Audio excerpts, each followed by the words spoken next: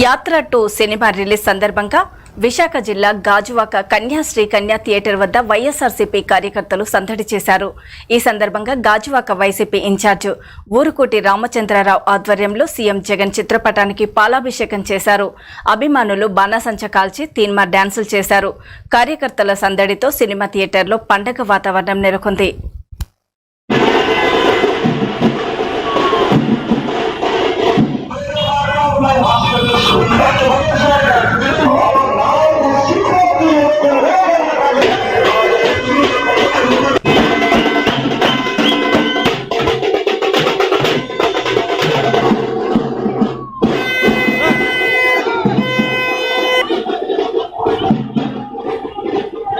Shri YS Jaganmohan Reddy గారి జీవిత ఆధారంగా ఇవాళ ఒక మంచి చిత్రం ఇవాళ రిలీజ్ కాబోతుంది.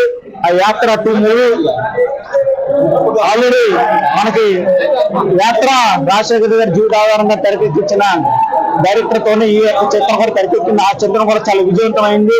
ఇప్పుడు ఈ రోజు యాత్ర 2 రాబోతుంది. ఈ యొక్క సినిమా చూసేందుకు మరి వైఎస్ జగన్ గారి అభిమానులు కానీ వైఎస్ఆర్ కాంగ్రెస్ పార్టీ కార్యకర్తలు కానీ ఆ ప్రజలు కానీ చాలా ఉత్సాహంగా ఆసక్తిగా ఉన్నారు. ఎందుచేతనంటే జగన్మోహన్ రెడ్డి గారు ఎటువంటి ఒక అందరూ ఇప్పుడు కూడా మనం రియల్ హీరోని చూస్తుంటాం. జగన్మోహన్ రెడ్డి ఒక రియల్ హీరో.